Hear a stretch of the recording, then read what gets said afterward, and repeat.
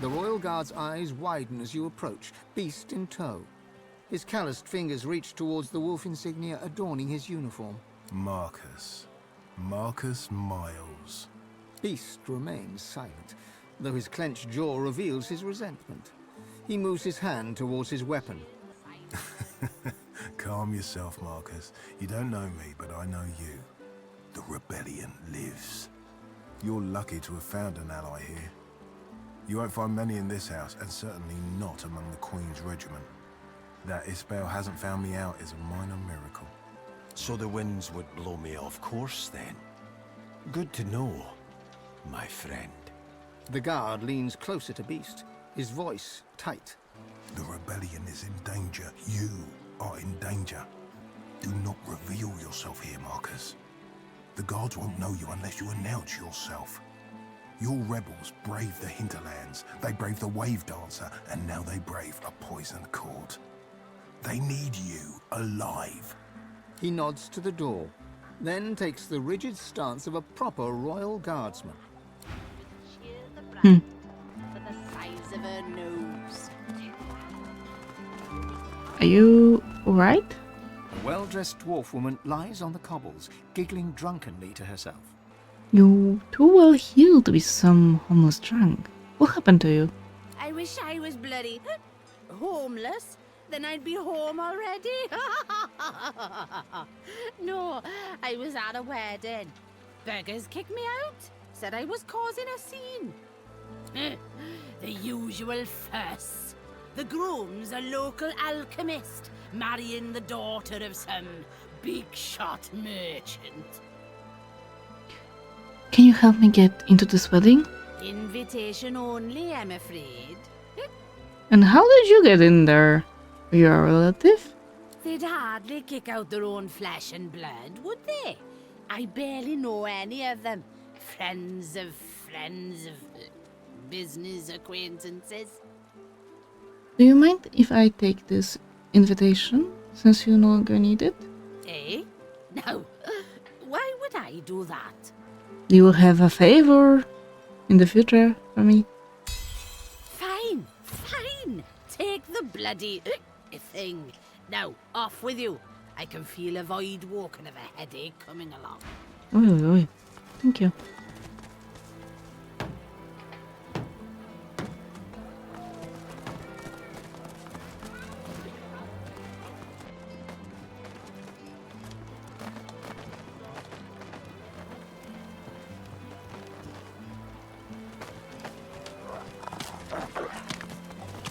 I hear the rumble of water. Nothing more. Clear off. Need to keep the way clear. Are you planning an escape? Ain't no getaway happening here. And if there is, I ain't involved. Get it? Get it. Good. Now clear off. You're in the way. Who's in such a hurry? Ain't no one going nowhere, far as you're concerned. Now clear off. You're in the way. Oh, that stinks. Okay, this place is big. So this is the possessed child. There's still this whole left side for us to explore.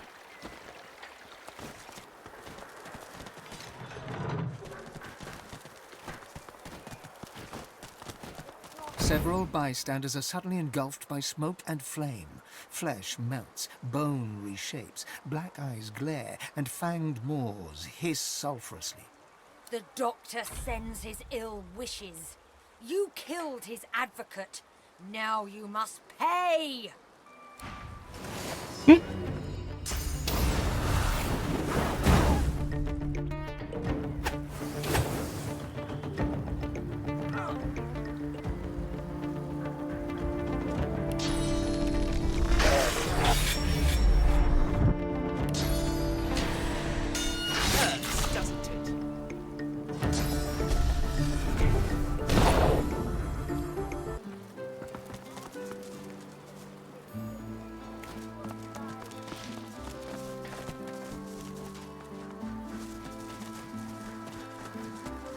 Is this how they got in?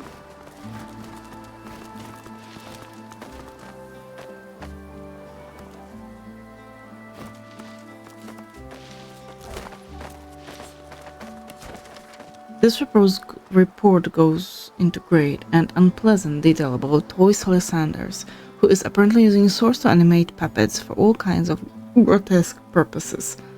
Although the usual protocol would be to transfer him to Fort Joy immediately, the report bemoans the fact that Faceless Sanders designed the Path of Blood in Ark's cathedral, so he is untouchable for fear of entering Aru.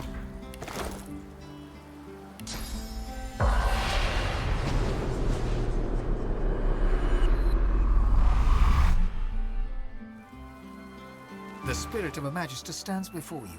He has one hand pressed to his abdomen. Silvery spectral blood oozes from between his fingers. It shouldn't hurt anymore, but it does. I swear it does. Tell me, have you seen a magister named Winslow?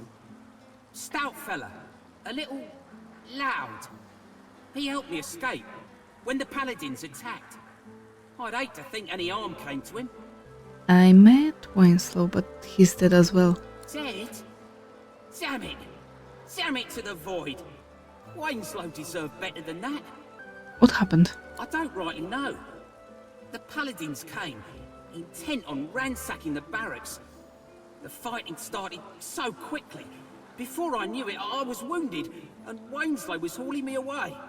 He said he'd come back soon, and we could escape into the sewers. But that was the last I saw of him. How about the hidden passage into the sewers?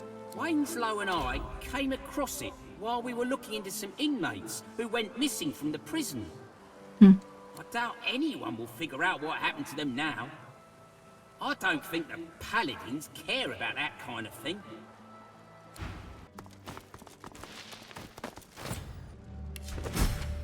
A book of chart research notes. Only a few passages are readable. Confiscated the spores from a sorcerer. We know they're capable of germinating within a corpse, but how? Research is ongoing. Our next attempt should... An activation phase. Of course, in the elf's old tongue, most likely. Horrifying. Incredible, but horrifying. Charms the run forever sleep.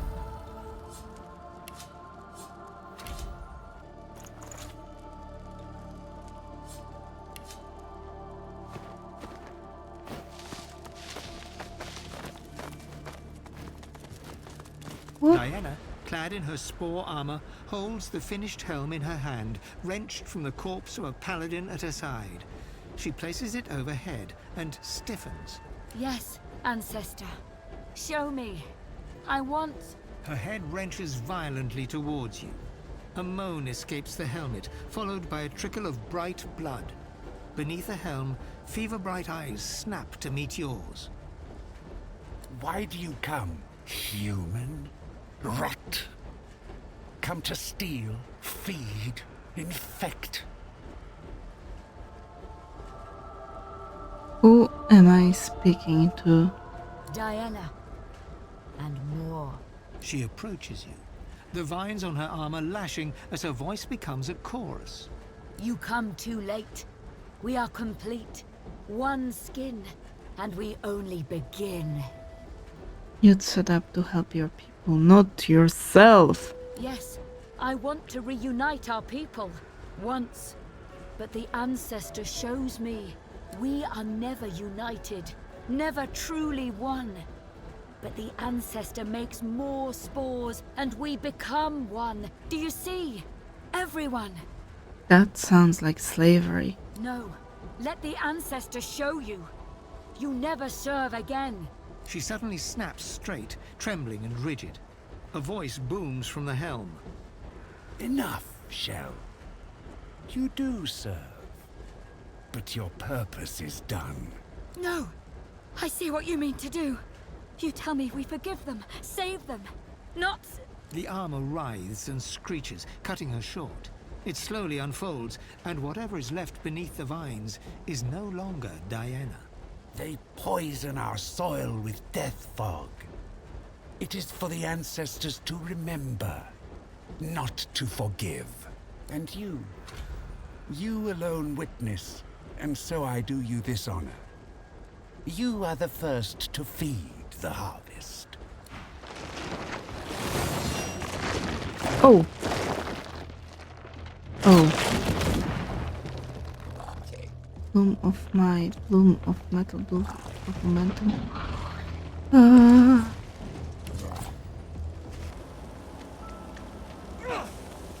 Oh, come on.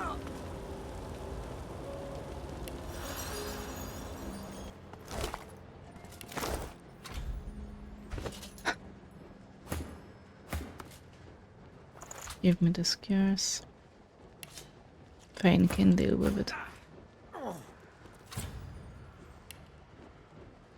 Come on. Oh, thank you. The helmet clicks home with a faint smell of rot. Oh. It tightens to a snug fit, as if made for you. I feel how tightly you grasp to the fear, to the fight. Let go. You need them no longer. We are one. Who are you? They cut me from the ancestor trees and reshaped me to their purpose. Armor that would duplicate, dominate. They would raise an army and bend it to their will. But I had my own will. So when the death fog fell and all other ancestors fell silent, I called out. And now I am broken made whole. I saw how you consumed Evna. Consumed? No. Embraced. I am whole. We are one. Come. Embrace. Submit. Embrace. Don't you want to return home? Only for them bring fire and death fog to our forests again? No. That cycle ends. Another begins. With you. My mind is fractured. Incomplete. If I have enough hosts, perhaps I will be whole. There was a flaw in your plan. It didn't account for me. We will be whole. But if you must be shattered first, so be it. And suddenly you're engulfed by a sea of memories. Every life the entity has consumed, stretching back millennia. Fragments buffet you, gnaw at you, until everything you are is falling away. Away. This is my domain. You think to cling within your shell? Very well. I have tasted it now. And suddenly the tide reverses. It is your own memories bearing down on you now, crushing you beneath the weight of every trauma, every regret, every failure. I welcome them. They are mine. Piece by piece, the weight in your mind begins to shift. You sense a presence alongside you, Diana, lending her strength to yours. No. We are one. We are whole. The voice breaks, and suddenly your mind is your own again. Instead of one dominating presence, you briefly feel thousands, joyous and suddenly free. One by one, they fade and are gone. Can I give it to Prince now? Great.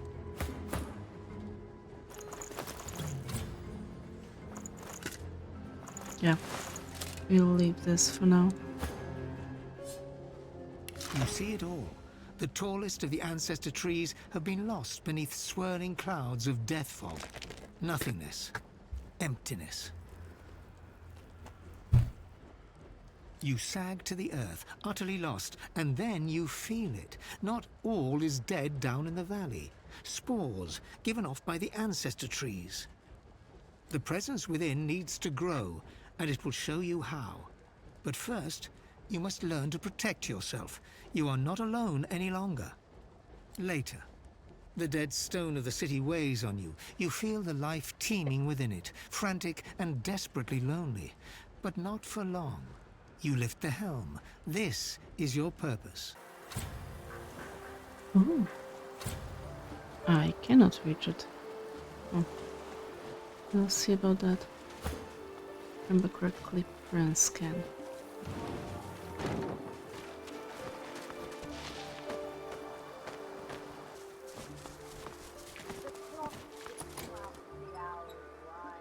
I'll need to get clever with this lock.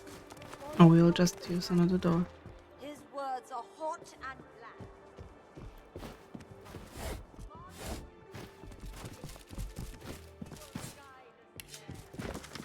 Note to self. Forbid the children from bringing pets to class in future. Buttons may be very cute kitten, but it causes too much of a distraction every time Iris brings him along. Buttons. That's the name of the undead cat from Blood Moon Island. I've had just about enough of... Then This Iris place must... is already overrun with addicts and orphans, and now I've got to deal with... what? A suspicious creeper. The woman shakes her head and sighs. I should stop caring so much, but the kids shouldn't suffer. They don't deserve this void-infested hellhole we're handing to them. What is this place exactly? What is it? Mhm. Or what was it? Two Potato, different potato. things, you know. Potato. Used to be a school. My husband Griff and I, we taught the local kids what we could. History, politics, writing, reading, a little cooking, a little alchemy. The parents paid what they could. It was enough. Then the Voidwoken came, and the Magisters took Griff away to Fort Joy. Said he was luring the monsters in, like my sweet Griff would ever do such a thing. Now it's this. I'm stuck scrubbing Lady Kem's filthy floors in exchange for coin most days. And I don't have the energy to shoo away the junkies that want. Do you not like working for Lady Cam? I spent enough time doing the work. I'm not going to waste any more talking about it. Griff, I remember someone of that name. You know him? Was he holding up okay? He was a leader.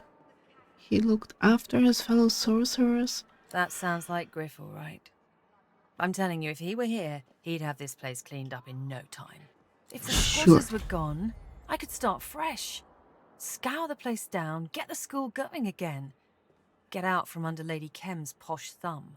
I'll see what I can do. Well, I wouldn't refuse your help. If Griff can't be here, maybe you're the next best thing. Beryl hums a few random notes, just a few. But in those notes, you discern a crumb of hope. The clock ticks to our final breath, Twinkle. There are another doors here. But Lucian makes the hours wide.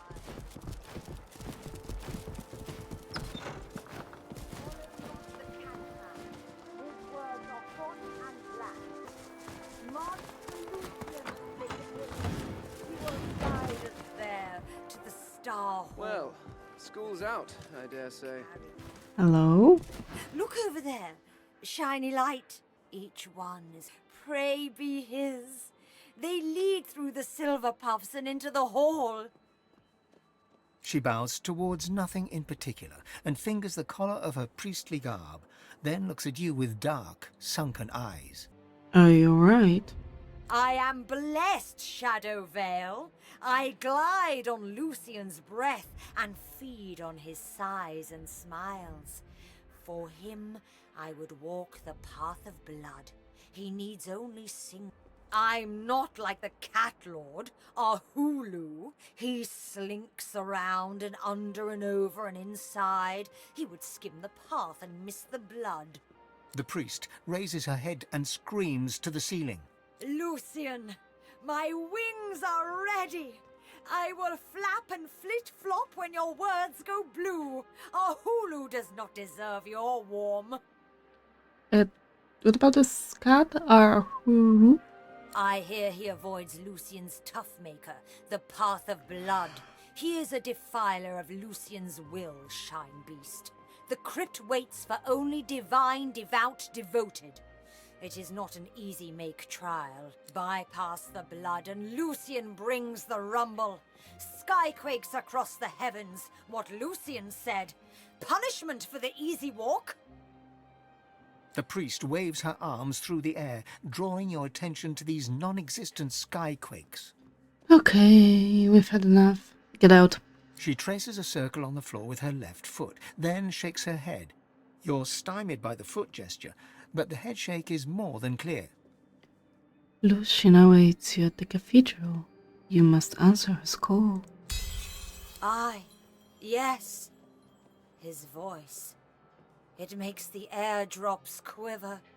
He waits there and I will meet him. Clouds should twinkle, as Lucian commanded them. Come, fireflies, he calls us elsewhere.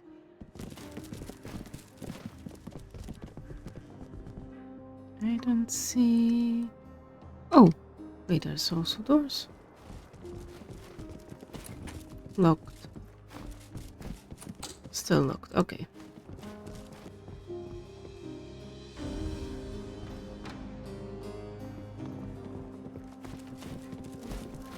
So, how's the eviction going? The addicts are gone. And not a drop of blood. Is that... Wait, really? Mm-hmm. They're gone? Mm-hmm. That's good news. Maybe our hard work wasn't all for nothing then. Is there anything I can do to show my thanks? What can you tell me about the chems? She pauses and tightens her lips. A moment passes, and then another. She smiles. Well, at the risk of saying something I shouldn't, that whole mansion is weird. She sits in that drawing room serving tea all day. As for him, well, he doesn't even sleep in the same room as his wife. He has his own bedroom, does Kem, and it's always locked. He's got secrets, you see. Trapdoors and ladders. Where they lead, I don't know, but his wife knows nothing about them. Anyway, you've certainly been a breath of fresh air. You're no Griff, but it's been good having you. The kid... Does the kids know? I wonder if Mrs. Griff will start school again now. I like school. Okay, no, you don't know.